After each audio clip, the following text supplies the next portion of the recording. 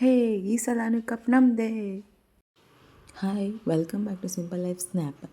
ಇಲ್ಲಾಕೆ ಇಷ್ಟು ಕ್ರೌಡ್ ಆಯ್ತು ಅಂದ್ಕೊಳ್ಳೋ ಅಂತೀರಿ, ಬಿಕಾಸ್ RCB ವಿನ್ ಆಗೈತಿ. RCB 12 ಗಂಟೆಗೆ RCB ಮ್ಯಾಚ್ ವಿನ್ ಆಗಿದ್ದು ನೋಡಿಕೊಂಡು ನಾನು ಓದೋಕ್ಕೆ ಸ್ಟಾರ್ಟ್ ಮಾಡಿದೆ. ಯಾಕೆ ಓದೋಕತ್ತೆ ಅಂದರೆ ನಾಳೆ ಸೆಮಿಸ್ಟರ್ ಎಕ್ಸಾಮ್ ಐತಿ.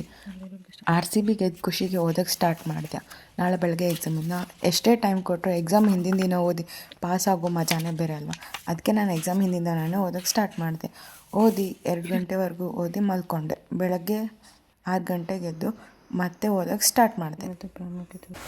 ಟಾಮ್ ಮೋಟರ್ಸ್ ಮತ್ತು ಪೀಟರ್ ಅವ್ರದ್ದು ಪ್ರಾಮುಖ್ಯತೆ, ಐತಿಹಾಸಿಕದ ಪ್ರಾಮುಖ್ಯತೆ, ಪ್ರಕಾರಗಳು, ಕಾರಣಗಳು, ಪರಿಣಾಮ, ನಿರಂತರತೆ, ಬದಲಾವಣೆ ಹಾಗೂ ಐತಿಹಾಸಿಕ ದೃಷ್ಟಿಕೋನ, ನೈತಿಕಗಳ ಬಗ್ಗೆ ಎಲ್ಲ ಓದ್ಕೊಂಡೆ.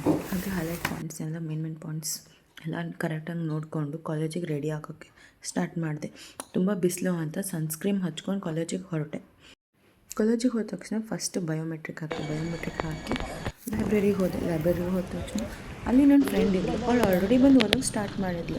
ಅವಳ ಜೊತೆ ಸ್ವಲ್ಪ ಮಾತಾಡಿ ಮತ್ತು ನಾನು ಓದೋಕ್ಕೆ ಸ್ಟಾರ್ಟ್ ಮಾಡಿದೆ. ಇನ್ನೂ ಟೈಮ್ ಇತ್ತು ಅಂತ ಎಕ್ಸಾಮ್ಗೆ ಓದೋಕ್ಕೆ ಸ್ಟಾರ್ಟ್ ಮಾಡಿದೆ. ಎಲ್ಲ ಪಾಯಿಂಟ್ಸ್ ಒಂದು ಸಾರಿ ನೋಡಿಕೊಂಡು hall ticket, pen, pencil, scale ತೊಗೊಂಡು ಎಕ್ಸಾಮಿಗೆ ಹೋದೆ. ಎಕ್ಸಾಮ್ ಮುಗಿಸ್ಕೊಂಡು ಬಂದು, ಇದು ನನ್ನ ಕ್ವಶನ್ ಪೇಪರ್ ಆಗಿತ್ತು, ರಿಟರ್ನ್ ಮನೆಗೆ ಬಂದೆ. ಎಕ್ಸಾಮಲ್ಲಿ 1-2-3 ಕ್ವಶನ್ಸ್ನ ಎಕ್ಸಾಕ್ಟ್ ಆಗಿ ಏನು ಕ್ವಶನ್ ಓದಿದ್ದೀನಿ ಅವೇ ಕ್ವಶನ್ಸ್ ಬಂದಿದ್ವು. ಅದು ನಂಗೆ ತುಂಬ ಖುಷಿ ಆಯಿತು.